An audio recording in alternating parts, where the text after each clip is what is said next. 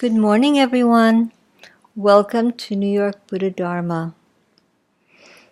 Tonight, we will be continuing our course on the Profound Treasury, Book 1, and it's Chapter 8, Relating with a Teacher. For those of you who don't know, the Profound Treasury is comes in 3 volumes, and it's the collected works of Chögyam Trungpa Rinpoche from his seminary teachings. Every 3 months, this is Trungpa Rinpoche here on the shrine. Every 3 months, he would take his students away somewhere in the country, and we would just study with him for 3 months. And the first section was the Hinayana teachings, then the Mahayana, which were always available to practitioners, but then the Vajrayana teachings were all restricted. And then after he died, he did request that one day after he dies, when the time is right, the Vajrayana teachings would become available. So Judy Leaf, which was one of his closest students, collected all these Vajrayana teachings and put them into 3 volumes. So tonight, we're talking about relating with the teacher. Now, Trungpa Rinpoche grew up in Tibet, and he was quite an interesting teacher. Today on the subway coming down here, I was thinking, I've met so many teachers since I was fortunate enough to live in New York City. I started practicing when I met Trungpa Rinpoche in 1975.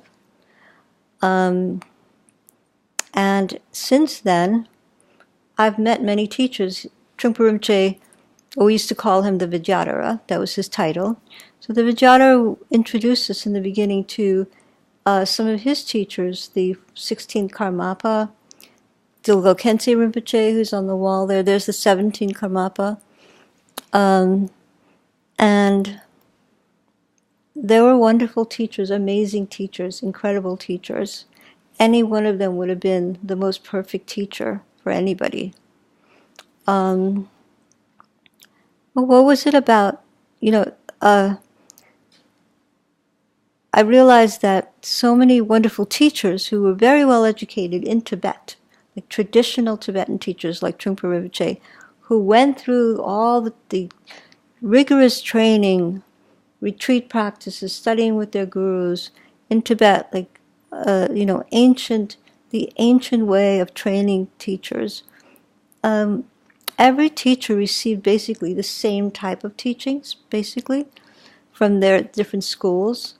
Trungpa Rinpoche was a Karma Kagyu Lama, the 11th in his lineage of Trungpa Tulkus.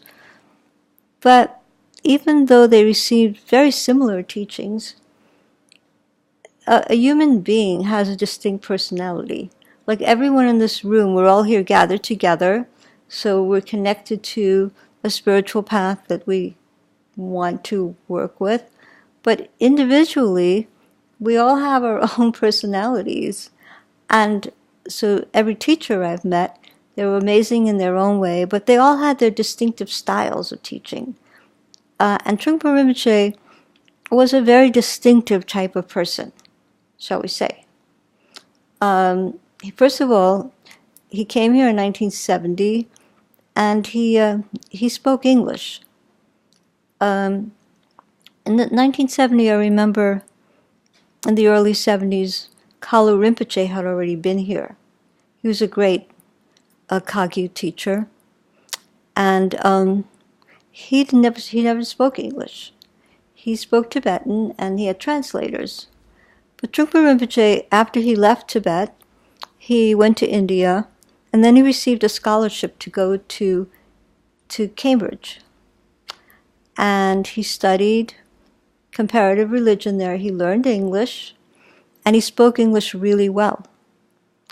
So that was what made him an unusual teacher for us.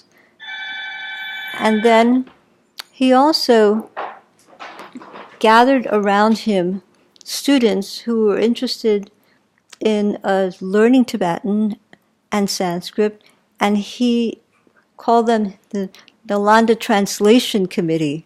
So he had a translation committee, and what they did was they translated texts, Tibetan texts into English, which was very, very unusual, because at that time, if you wanted to study with a Tibetan teacher, you had to learn Tibetan.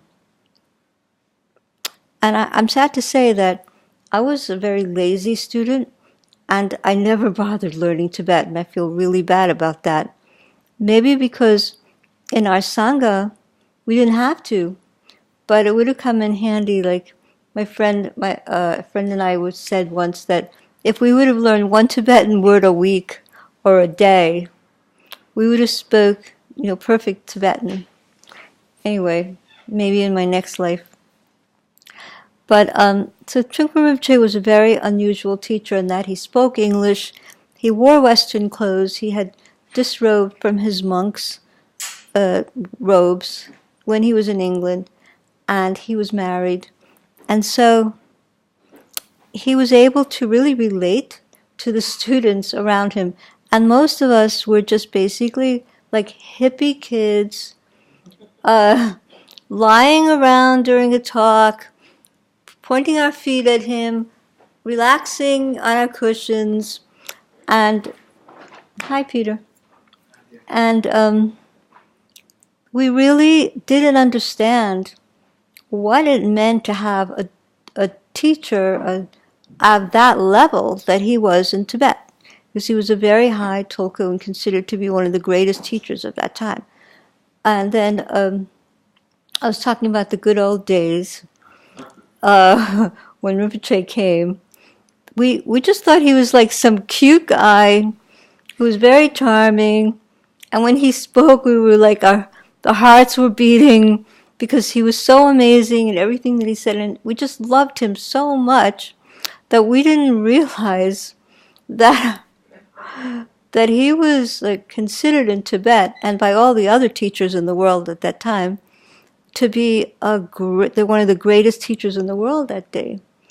And then what happened was, in 1974, Rinpoche decided to invite the 16th Gyalwang Karmapa to America, he was Mahamudra master in Tibet, and the Karmapa, that's the 17th Karmapa. The 16th Karmapa's predecessor was considered to be one of the greatest teachers in the world.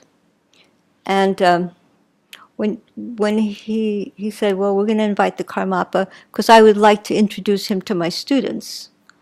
And then Rinpoche said, well, in order for the Karmapa to come, you have to get haircuts, you have to wear suits, you have to wear dresses, and you have to clean up your act. So we went to the Salvation Army because nobody had any money, and looked through the racks and picked out suits or dresses or whatever, fake pearls or, I mean, we were like a sad group, but we pulled it together, made everything look beautiful, and the Karmapa came, and Rinpoche says, these are my students, and aren't they amazing? And the Karmapa said, yeah, they really are, because they were practicing meditation and all kinds of practices, and then we were practicing in English. And the Karmapa said once of Trungpa Rinpoche, he said, the greatest teacher since Marpa, and then he says, no, greater. Marpa was one of the lineage holders of the Kagyu lineage. So anyway, what started changing in our mind about our teacher was that Rinpoche started getting really manic about this visit. Everything had to look perfect. The shrine room was painted. They even put in Boulder, the main center, Karmazang, the lettering was, Tibetan lettering was all around the room. What was it, Peter? What did it say? Gate gate paragate parasamgate bodhisvaha, means gone beyond. And we were like, why is he getting so insane about this visit? And then when the Karmapa came, like Rinpoche was wearing a beautiful suit, and he kept spraying breath freshener so that, his breath would be good, and he was like looking in the mirror and like making himself look and then when the Karmapa came, he was like bowing and handing him white scarves, and we were like, what's this? Nobody even knew what a kata was, like a white, ceremonial scarf. And so there was such a big fuss, and then all of a sudden it kind of like clicked in our heads, like, well, gee, maybe we weren't really being that respectful to our teacher. Maybe there was like a more formal way to treat him instead of calling him Rimp or like. I mean, when I first met him, I was just living in a tent in the woods in Santa Cruz, like with my 3-year-old daughter on somebody's land. And then I come from Santa Cruz to Boulder to meet Rinpoche. And I just looked like, some like little hippie girl that was living in the woods. And I remember when I went over, like 3 days into the seminar, I went to 1975, was Thanksgiving, and I had been reading his books, Born in Tibet, this is the copy I got in 1975, and Cutting Through Spiritual Materialism. I was reading his books by lantern in my tent at night. And I was like, I really, really love this teacher. He's like totally amazing, but who is he? Because someone had told me that Cutting Through was a good book. So then at the time I was studying with a Hindu teacher, a yoga teacher. And we were all celibate. We didn't eat meat. No one had sex. It was like a very, beautiful, lovey scene. So I started asking my friends if anybody had ever heard of this teacher, but no one would talk about him. And then finally, someone said to me, he lives in Boulder, Colorado. I didn't know where Boulder was. And he eats meat, he drinks, he smokes cigarettes, and he sleeps with all of his students. And I was like, I want to meet this guy. And the thing is, I never drank, and still don't. I've never smoked cigarettes. I'm totally against cigarettes. I was a vegetarian at the time. I'm not saying I'm vegetarian now, but I'm not like a real, like if you looked in my refrigerator, you wouldn't find anything connected to flesh. So, but what was it about his personality that was so amazing, that was so connected to my heart? And it was because the way he presented the Dharma, the way he presented the teachings in his books spoke to me directly. And when I went to Boulder to meet him at the Sadhana Mahamudra, that he had written this little book on the Sadhana Mahamudra, and I went there for 9 days. And when he came out, and I was like magnetized just by him walking out into the room, into this like, it wasn't even at the center because they rented this big school auditorium. And he walked in, and I was like, that's my guy. That's him. He's my teacher. Not even knowing, I didn't even know what Buddhism was. I did not know that there was a difference between Buddhism and Hinduism or yoga. Did not know that. Didn't even know what the Buddha was. I just knew that I liked him. And he was the guy for me because I was miserable and I was suffering. And when I was reading his books, I was like, this is the guy that's going to relieve me from my suffering. And the first couple of days that he spoke, I didn't understand one word he was saying. Did not know what he was saying, but it's like I hung on every word, even though I didn't know what he was saying. And then after the talks, you would get online, because it's like a little stage. You get online, and you could talk to him. So the third day, now a friend of mine from Santa Cruz, was living in Boulder. He invited me to come because I knew that he knew this teacher, and I said, okay. So I was expecting him to formally introduce me. But not only didn't he introduce me, which is typical of the Vajradhatu style in those days, which is the name of the organization, not only didn't he just introduce me, but he just totally abandoned me. And I was like on my own, because you could not accuse anyone of being friendly in that Sangha. They were like anti-friendly. So I got online after day 3 and waited my turn, and then I went up to speak to him. And he was just sitting there, and he was just like very relaxed, very spacious, extremely spacious, and very relaxed. And when he looked at me, I felt that he was really present. He was really there. And I said to him, well, I have been reading your book, Cutting Through Spiritual Materialism. And in the book it said, if you want someone to be your teacher, you have to formally ask them. So I'm formally asking you, will you be my teacher? And he said, okay, yes. I was like, amazing. He said, yes. So then I told him all my problems and everything, like everybody else did. And he said, well, just see, well, what can we do about that? It wasn't like trying to give me any advice, nothing. And he was just very casual, but very loving and very friendly. And after that, I went back to Santa Cruz, and there was a Dharma study group there from his students, and I joined the group. So anyway, that's my first encounter with the Guru. So this talk, relating with the teacher, what Rinpoche is saying here is the very beginning of when you get a teacher, and describing the different types of teachers that there are right from the beginning in the different groups, like in Zen Buddhism or like in the different names in different communities of practice.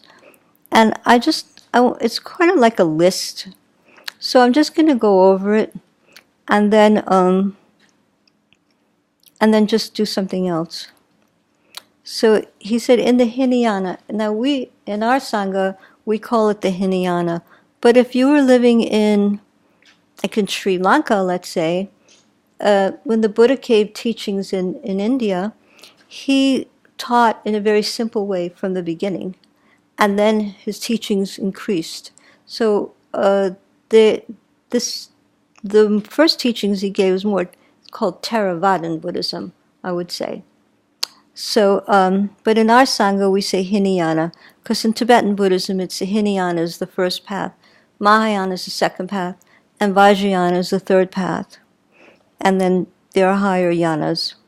So he says, in the Hinayana, the immediate vehicle, which is now, we work with our own basic anxiety. And so he says, when you're sick, you look for medicine. And the medicine is you find a doctor, and the doctor gives you a prescription, or you could go to like a Chinese doctor, Ayurvedic doctor, and they read your pulse, well, however it is, and then they give you some medicine, or they give you acupuncture, whatever, and then you get better.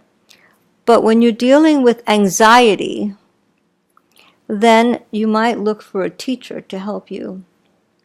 And in the West, you could go for therapy, or all kinds of ways of dealing with anxiety. But Rinpoche said here, if you're dealing with anxiety, you need a teacher. So you may never have thought of anything like the Dharma at all. You may never have thought of the possibility of such a journey or discipline. You may be wrapped up in all sorts of ordinary things. And I remember when I started reading Cutting Through, before I went to Santa Cruz, I remember like my life was a mess. And I was thinking, well, maybe I need to go to see a therapist. So I remember seeing a therapist once or twice. And I was thinking, this person really can't help me. There's something that, like, I can help them maybe, but I don't see that they can help me. But maybe it was because I was too arrogant, too stupid, whatever, I don't know. I was like 24 years old maybe. But somehow I didn't connect to it. But when I started reading Cutting Through, I was thinking, this teacher this is very helpful. Like it connected to the Dharma for whatever reason it was. And it was because of the way Rinpoche taught that really made it very accessible to me. Other people have told me that they can't understand his teachings, they can't understand his books, or they met him and they just didn't connect. But in any case, it's very individual. So then he says, you may never have heard of the path, which I never did, until you get a teacher and then they'll tell you about it. But then maybe the teacher tells you there is such a thing as a path. You begin to wonder, you begin to work on yourself to look further. In doing so, quite possibly, the discoveries you have made will be your own discoveries completely. And I think this is the key to the Buddhist path. Because people will say to you, well, I had a teacher and they did this or that and then screwed me up or whatever. I think it's a mistake that when you study with a teacher, you totally give your whole personality away to that person. You are an individual. Even the Buddha said, it's a own individual process. You can get teachings from somebody, and then you have to sit on the cushion yourself, and you have to process on your own. But you need the feedback of a teacher to help you to see that you're going in the right direction. But you're not going to take on the same personality as your teacher. You're not going to become a clone of the teacher, because we are, who we are as individual people, and then we just relate to the teachers, the information the teacher is giving us, and then we practice with meditation, and we practice with study, and then we work on it on ourselves. So he says, the discoveries you make will be on your own completely, your own discoveries. So it's a practice lineage that has to be done on your own. And he said, at the early crude level of Dharma, what you discover is that there is pain, misery, neurosis, and anxiety. That's the bad news, but it's also the good news. Because having discovered all that, you need to talk to somebody. You need some kind of reference point. That's the key. So you can discover that you're miserable. You can read it in books. You can read any Buddhist book about all of these things. But basically, you need a guide to help you. And in the beginning, having a teacher is very, very important. At the beginning, the middle, and the end, I would say.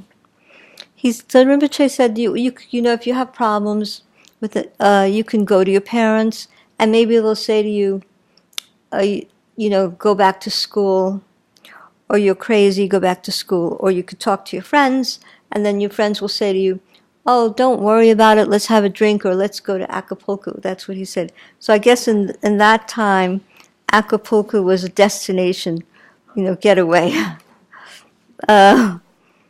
And then he said, therefore, these people can't really relate to you in an objective way. So he said, therefore, you need somebody, an honest teacher who can keep you on track. Finding a teacher seems absolutely necessary. You need to find someone who can see through you completely. See through you completely. But he still loves you. Someone that can see through you completely and still love you. Because whenever I don't know about anyone else that knew Rinpoche, but whenever I was around him, I never had any doubt that he 100% loved and cared for me. I never had any doubt. I could feel it all the time. And that's why all of his students were so in love with him, because he treated everyone exactly the same way. You just felt totally supported by him. And many times I haven't felt that from other teachers. And it's not that they're not good teachers or anything, but he especially loved his students, especially. And when he was leaving Tibet, and the Chinese bullets were like flying over his head, he made a promise that if he gets out alive, he will devote his whole life to teaching the Dharma and to his students. And he really did. He put his students before everyone. His wife, Lady Diana, said in her book about his life, she said that she once said to him, "Rinpoche, I know you love your students more than you love me." And he said, "Yes, I do." And she knew that she was always going to be second, because his students always came first. That's how important it was for him to transmit the precious teachings, the Buddhist teachings, to us. And when he taught us, he wasn't just teaching like little hippie kids that were like Western kids that he felt weren't really Tibetan, they couldn't really get it. They had to give us like the menial teachings like that any dummy could understand. He trained us like he was trained in Tibet like a tulku, the highest teachings possible. He had so much confidence in us because I think he really believed that every human being has basic goodness or has Buddha nature, like the gene in their heart where they have the ability to wake up, because the Buddha said that everyone possesses that basic goodness, that Buddha nature or bodhicitta. And he really believed it, and you could see, no matter what problem you presented him with, he always used to say, "You can do it. I know you can do it. Just try. You can do it." And I used to look at him and I used to think, well, if Rinpoche said so, it must be true. And then I would try harder. I would try harder to really practice and to work on myself, because I had so much confidence that he had, that he had confidence in me. And I think all of his students felt the same way. So anyway, he said, you need an honest teacher who can keep you on track. Finding such a teacher seems absolutely necessary. You need to find someone who can see through you completely but still loves you. This kind of balance is very difficult to find. You can't find it in your parents. You can't find it in your relatives.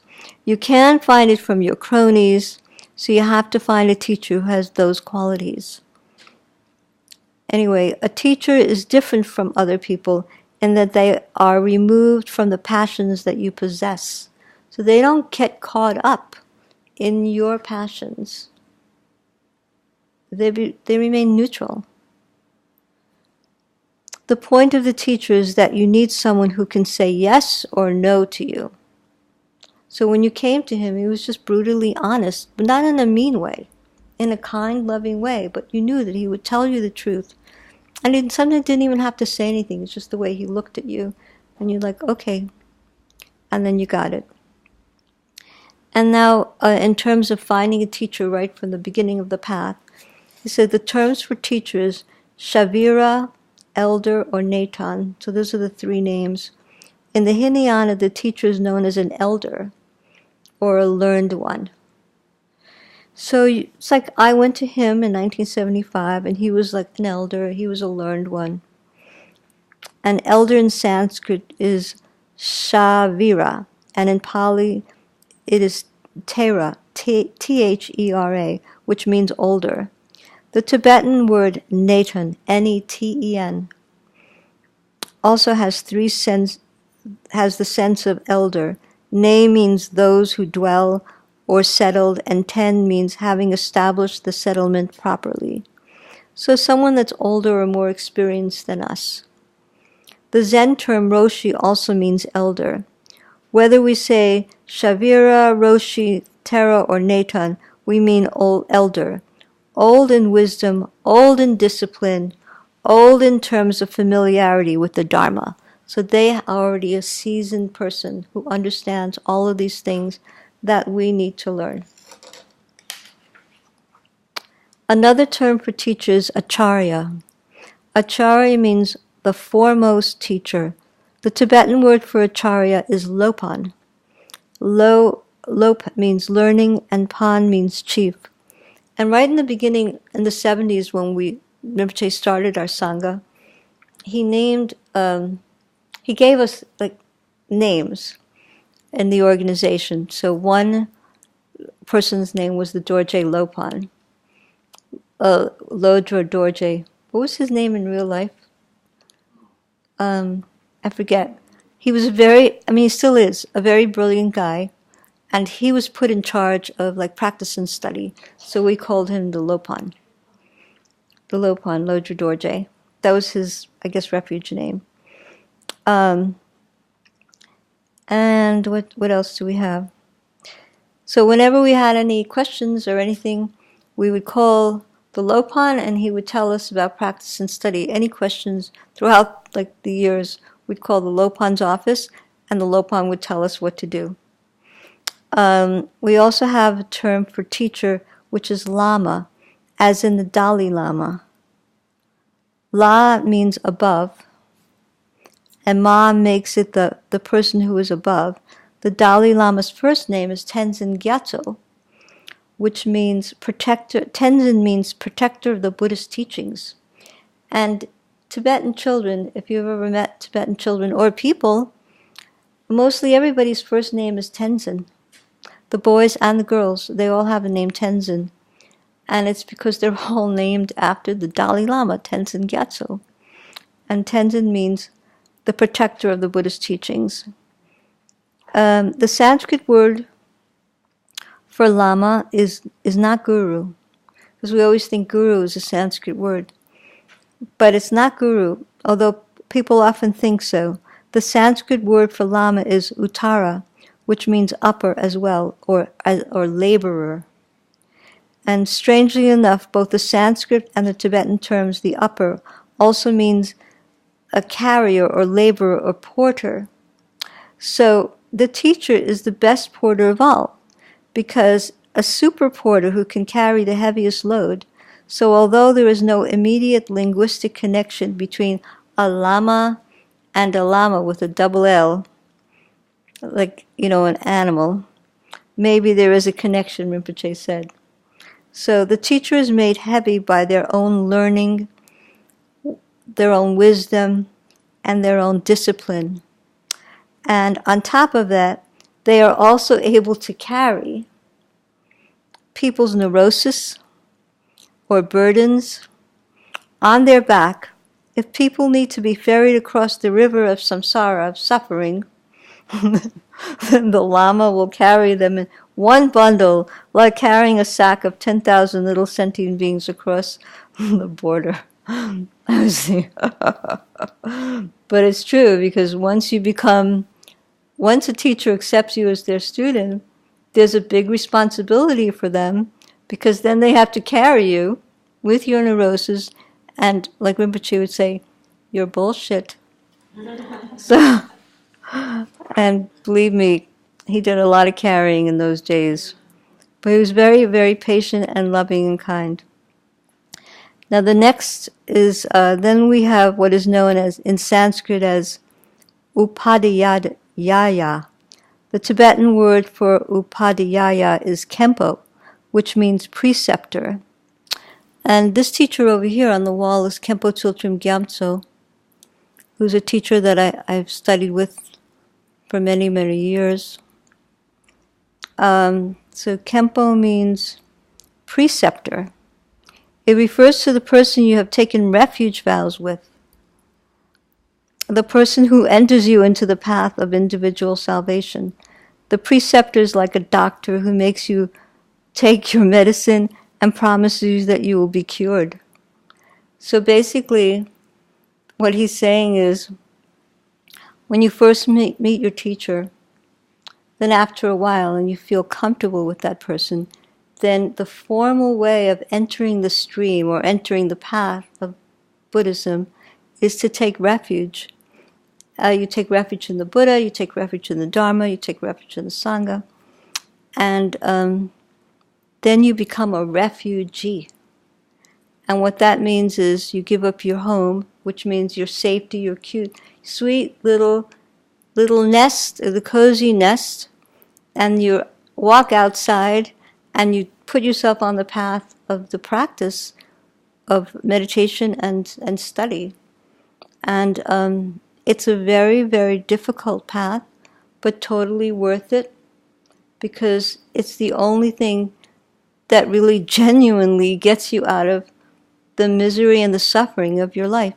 I remember once this great Tibetan teacher, Jangmo Khanto Rinpoche, said that he was visiting a country called Bhutan, which you may have heard of, and he was invited to the king's palace for an audience with the king.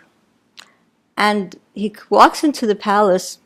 Jangmo Khanto said, "Wow, this place was amazing. It was gorgeous." And he's like, "This is really nice." And he has these beautiful wives. He has a beautiful place. He has servants. He's got money. He's got everything. And he must be a very happy person. So then he comes in to sit with the king, and the king says, "Oh my God, I'm so miserable. I'm so unhappy. I have so many problems." And Jangmo Khanto was like, "What? What? You too?" It was like, no, he was like shocked. He said he was shocked because he couldn't imagine that anybody in this situation could have problems. But the king was a human being, subject to misery, suffering, and and he had it. I mean, maybe he didn't have it as bad as a lot of people, but he had it, and he needed help, and he needed help from this wonderful teacher. Anyway, so he says, he says, conducting yourself with elegance and delight. So when we have a relationship with a teacher, we are connecting with the attitude and concept that the teacher presents with their learning and their care for self and others. So when you get a teacher, you're connecting to what that teacher has to offer. And all that allows us to become meticulous and inspired. If there were no teachers to speak to us, we would be like a dog who has an itch and scratches. And he said, sometimes the people say, well, it feels good to scratch, but then Rinpoche said, but Tibetans say, it's better if there was no itch. So you have to have a guide. Anyway, with that same logic, trying to explore your own neurosis could be quite pleasant. So just like a dog would itch, might feel good, better not to have an itch. But neurosis could feel really good too. That's why, you could be in therapy for 20 years and still be talking about the same thing over and over again. And it feels good because, you're really getting in touch. You really, this is it, But it would be better if there was no neurosis. Anyway, teachers represent absence of neurosis by manifesting as 100% persons, who is a person who is basically on top of their situation.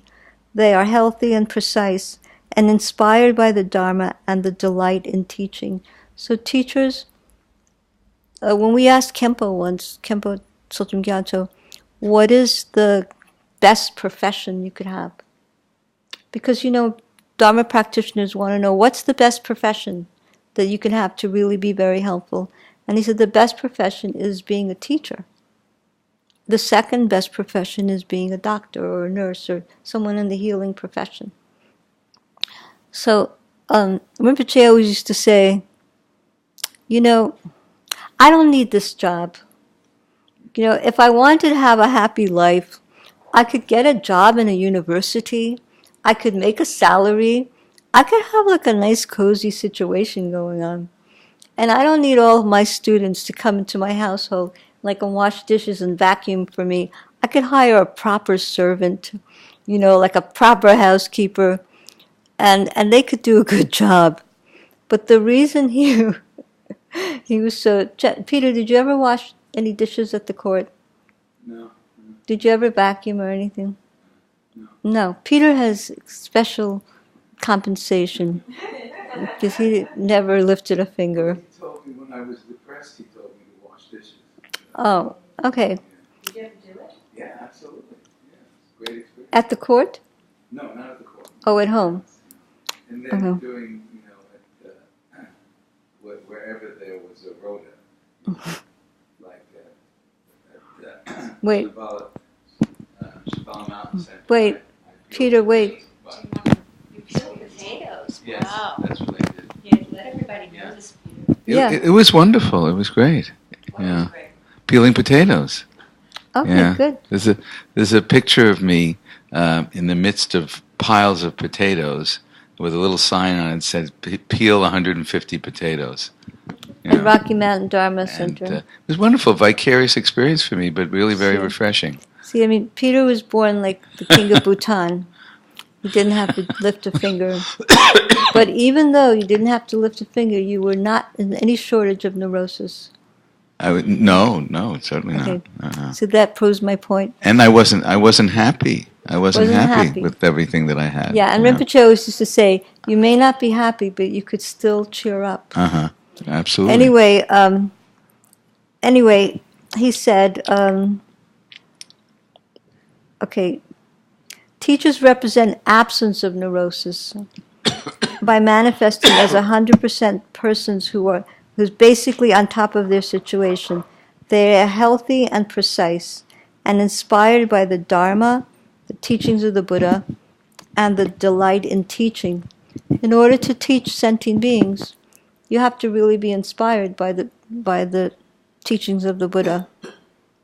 And that's what Rinpoche loved. He loved to teach, and he loved to hang out with his students, and he loved to talk to his students and see what they were doing, and he had no privacy whatsoever. His students were always with him. If you wanted to hang out with him, you could go to the court, where he lived, we call it the court, his household, and you could vacuum, you could wash dishes, you could do a kasung shift, which is like a protection shift. You could do anything at all, or maybe you would be invited to dinner, and you could start eating at 3 a.m. when dinner was finally served. Or you could be a server, whatever it was, it didn't really matter. Inspired by the teacher, we begin to develop meticulousness. And this is an excellent word for Rinpoche, because everything he did was a very meticulous way. He dressed beautifully. He said we find that the simple process of drinking a cup of tea, we lift the teacup, we bring it to our mouth, we tilt it, we touch our lips to it, and we begin to sip. Doing that can express the absence of neurosis. The absence of neurosis, just how we lift a teacup. And whenever everything that he did was completely absent of neurosis. And this was a great example for us.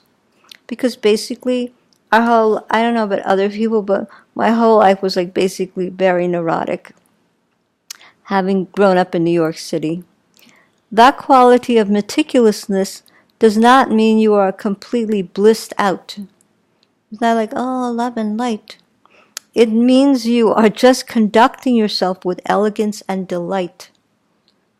Precision is the key to how human beings can be raised to a higher level of potential. So everything we do, the way we sit on a cushion, the way we relate to our space, the way we speak to each other, the way we speak to other people, the communication that we send out into the world, with precision and the cut through the speed, is who makes us who we are as practitioners. The basic principle of elegance from a Buddhist point of view is quite different from the Victorian notion of good manners or knowing how to eat with a knife and fork. And then, this is Rinpoche's sense of humor. He said a chimpanzee could be taught how to eat with a gold knife and fork on the best bone china and sit on a brocade meditation cushion. But eating chimpanzee style is not the mark of the best human being or the best anything. A chimpanzee has never known the possibility of having a teacher. And when I was reading this, I felt kind of a little sad because I love animals. And, I was thinking about that lady who did all the, what was her name? Yeah, Jane Goodall, who did all the wonderful work with chimpanzees and everything. But the thing is, the Buddha said that having a human rebirth, a good human birth, is so rare. It's like one turtle swimming in a vast ocean, and on that ocean is floating one life raft. And it's floating, the life raft is floating along, and the turtle is swimming under the water, and when it lifts its head right onto the life raft. Like, what are the chances of that? It's like 1 in a zillion. And that's how extraordinary it is to have a good human rebirth. But even more than that, a human rebirth doesn't mean just having a human body.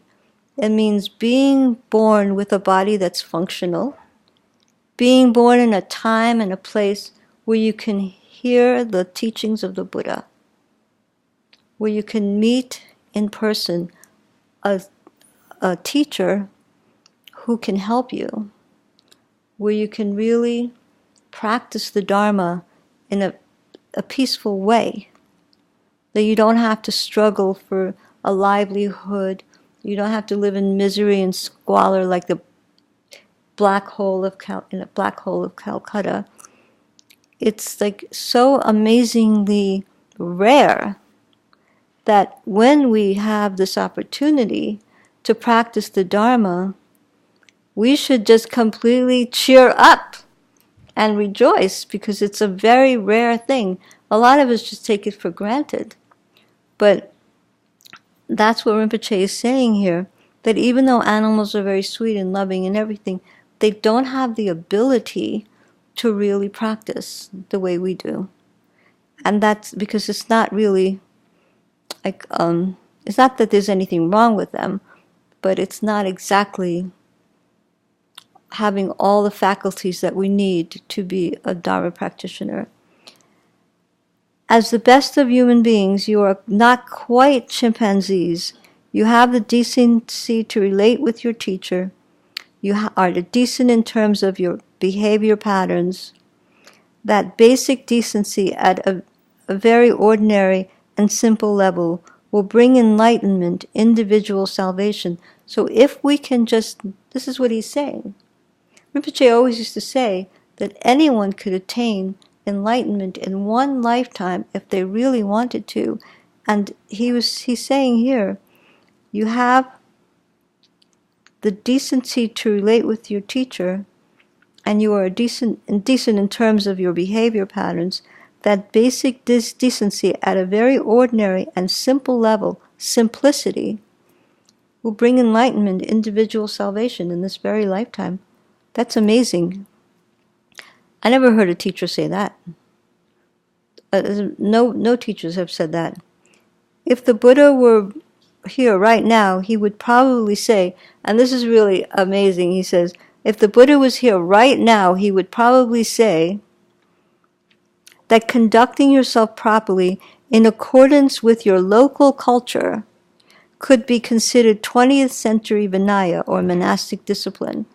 So the monastic discipline that the Buddha gave 2,500 years ago was, the monastics would live in the woods, and they would beg for food, and they would practice together. But Rinpoche is saying that discipline relating to your own personal culture, like not trying to get away from who you are or away from the society that you were raised in, but just really relating to the society right now is like being a monastic in a certain way. So, I mean, that's something to think about. Do we have any questions so far? Any questions? Okay, well, getting back to the book I read in my tent in 1975. It was interesting. I haven't read Born in Tibet in a long time, but this is a book that Rinpoche wrote when, I think it was in 1969, or let's see when he wrote this book. I guess he was still living in England, 1968, maybe it was 1968. He talks about his journey from Tibet to India, because the communists came into his country. But before he talks about the communists, he talks about, this is really a story about his life in India. I mean, in Tibet. And this is page 50 from Born in Tibet. When I was 9 years old, Jamal Khantrul of Sechin was invited to Dutsitel to give an empowerment, or he calls it a wangjur. When I first saw him, he's 9 years old, he was living in his monastery in Tibet, at Dutsitel, and this teacher, this Jamal Khantrul Rinpoche, was invited to come to his monastery to teach. When I first saw him, I was enormously impressed. He was so different from any of the other teachers that I had met. He was a jolly man, friendly to all without distinction of rank, very generous, and with a great sense of humor combined with deep understanding. This is a 9-year-old speaking. He was always sympathetic to the troubles of others. Though he was not well at the time, to be near him was to experience unbelievable peace and joyousness.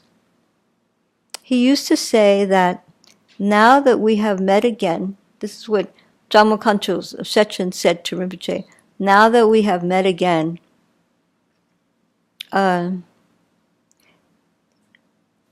he was my teacher. He was my teacher as the time before my predecessor has been his. So he used to say, so Jamal Khantrul said to him, now that we have met again, because in Jamal Khantrul's previous, in the 10th, this is the 11th Trungpa Rinpoche is the 11th reincarnation. The 10th incarnation was Jamal Khantrul's teacher when he was little. But then the 10th Trungpa passed away. The 11th Trungpa was found, and now Jamal Khantrul comes to see him when he's 9 years old, and he says, well, now that we've seen each other again, I am going to give back to you he says, he so clearly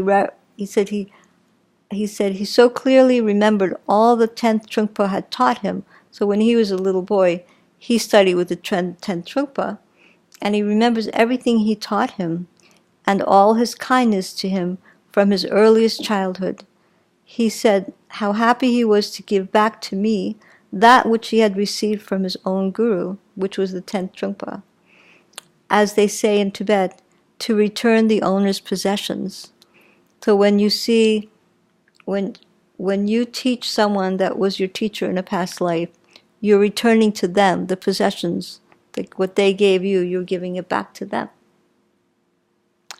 And then I found later that every word he spoke to me had significance. I went to him every morning, this is a 9-year-old child, and one day he told me that he saw me as a grown-up man, looking like my last incarnation. So that was the first meeting of his guru when he was 9. And at this point, he was 9 years old, but he had already met many great teachers. But this was the one that really had an effect on him. And then he said, later on in the book, he said, this is on his 13th birthday, he went to visit Jammo Khantrul of Sechen at his retreat center. And in order for him to go and do that, because he was the head Lama, even though he was very young, of his retreats, of his monastery, which was a huge monastery, he had a lot of obligations and a lot of studying, and he really had to convince his tutor and all the heads of the monastery to allow him to go and study with his teacher. So when he was 13, he arrived the day of the full moon on his 13th birthday. And, because it was a full moon, everyone was fasting and silent. And he said, the building was very simple. This is where Jammo Khantrul Sechen lived. And unpretentious. His old mother lived with him. So Jammo Khantrul's old mother lived with him. And there was one young man who lived there whose name was Khenpo Gangshar. And his mother lived with him too. He was a few years older than Trungpa Rinpoche. My guru showed great joy on seeing me, and even before I had taken off my outer robe, he came out the door to present a scarf, like a kata, a white scarf, beckoning me to enter without any words. So here's this great Lama, Jammo Khantrul Rinpoche, going outside to give this little 13-year-old boy a scarf, because it's just not any kid, it's his guru from his past life. So that's the connection that we have with teachers and students.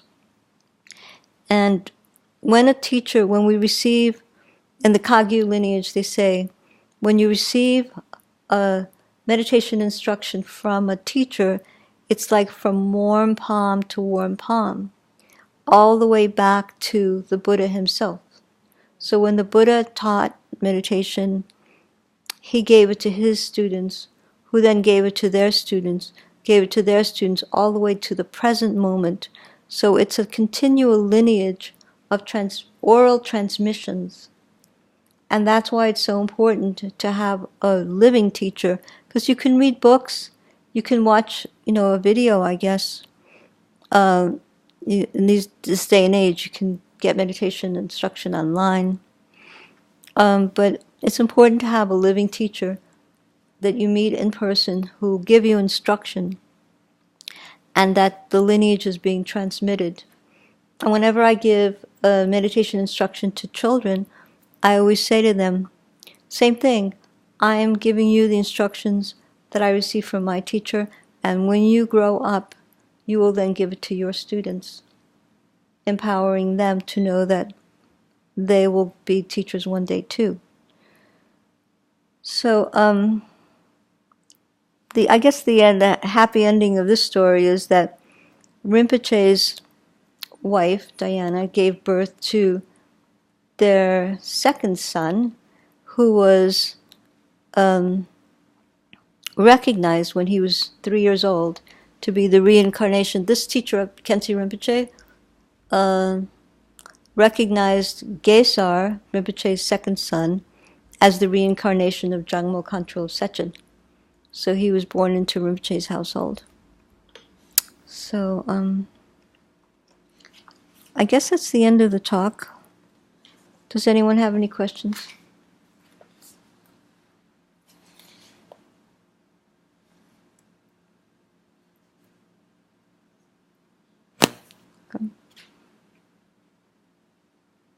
Does anyone have anything they'd like to share about their own personal teachers?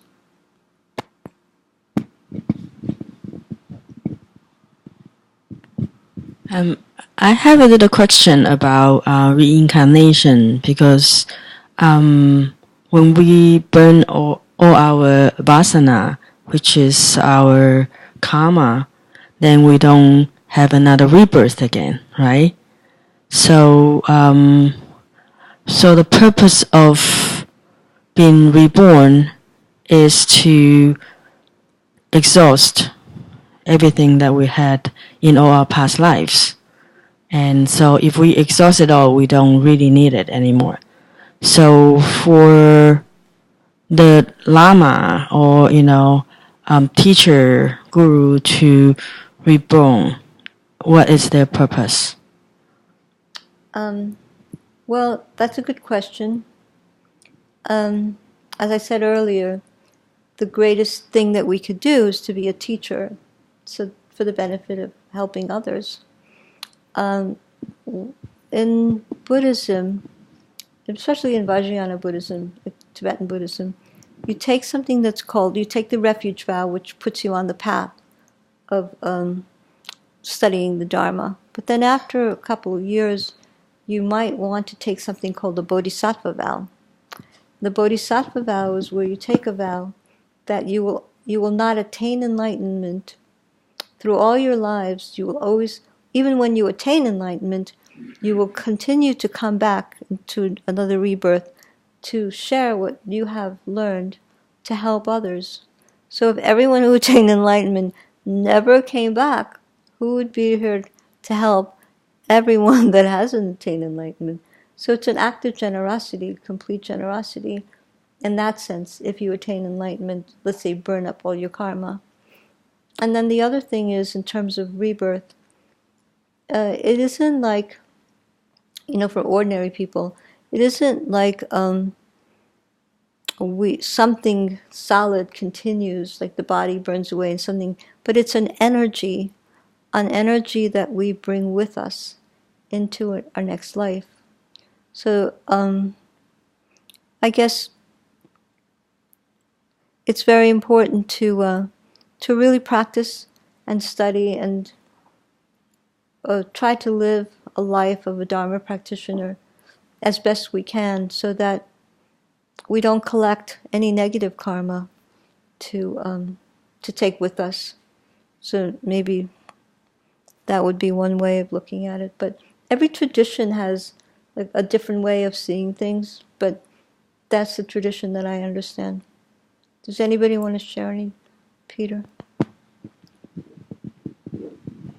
Yeah, I might just add a little bit to that, which is that the high teachers, the very high sacred teachers, basically have purified, among other things, they completely purified their karma.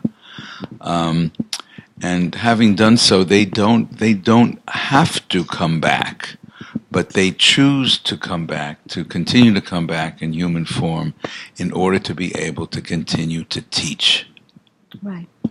And those of us who do come back, we come back to continue to work on purifying our karma.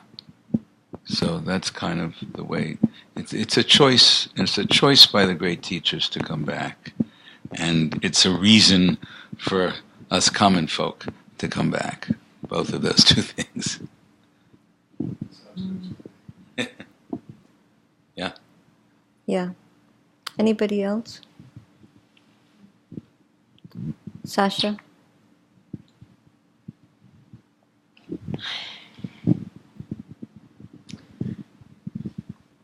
Well, thank you so much for the talk. I share a devotion with the teacher that you've been speaking about, Chögyam Trungpa Rinpoche, and I can remember like the first moment when I met him, and the way you describe it's indescribable when this man would speak. And I also met him in 1975. And he was giving a talk about perception. So it was the beginning of Dharma art talks that he started to give in 1975 in August. And I was just so completely in awe when he said, look out the window. See those boulders? We're in Boulder, by the way. See these boulders? They're your mind. I was like, yeah. And it was like, for me, I didn't really know that I was going to Naropa Institute other than to study dance and Tai Chi I didn't really know anything about this teacher. I just went because I was interested in that. And I was told that there's a talk, this is at Naropa Institute, that there's a talk every Tuesday and Thursday night. So I was given a book, which is called Meditation in Action, and I read that very quickly, and I was like, oh, who is this person? And they said, well, tonight's the night. And so that was it. Tonight's the night. And I sit here having chills, explaining what this was like when I looked at this man. And I was like, I was just totally in love. And that's what happened. You listen to somebody sometimes, and you just know that this person is someone that you just want to study with and learn everything possible. Well, what can you name, like, one quality that you had that was one quality? Can you name one quality that Rinpoche had when he spoke? I would say that the quality that he was giving had to do with the gentleness of how we see. And so basically the talk was about perception. And it just had a quality of giving space to how one can see something. And it was a space that I felt I had never entered into. I was like that's what it was all about. It was the quality of space. And humor. It was a tremendous amount of humor within this space. And when he was speaking, he was very spacious. Extremely spacious. Like what I'm describing was so spacious and also very seductive and tremendously precise. Right, because his speech was very, very slow and very precise. And then I was just going to say, you have a fan? Yes, this fan was given to me. This belonged to Trungpa Rinpoche. And this was his fan, one of his fans. And he would open his fan when he was speaking. And then he would fan, this is from Japan. He loved everything that was Japanese. Then he would close the fan, all with one hand. And once I said to him, Rinpoche, you're very strong. Because he could do everything with one hand. And then he would put it down. He was very, very slow. And the way he spoke, the way he related to you, there was no speed. And when there's an absence of speed, there's a lot of space. There was space and there was intimacy at the same time. Very intimate, yes. And when you asked a question, he would look at you, and the answer he gave you was for you. Exactly, precisely. So you really felt connection.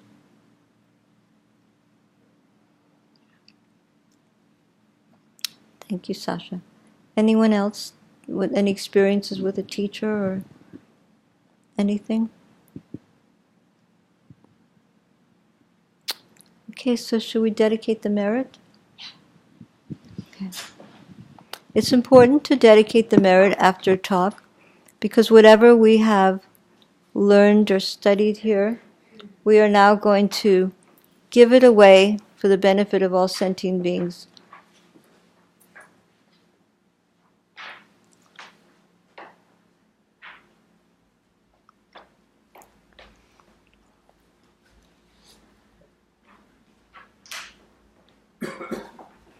By this merit may all obtain omniscience, may it defeat the enemy wrongdoing, from the stormy waves of birth, old age, sickness, and death, from the ocean of samsara, may I free all beings.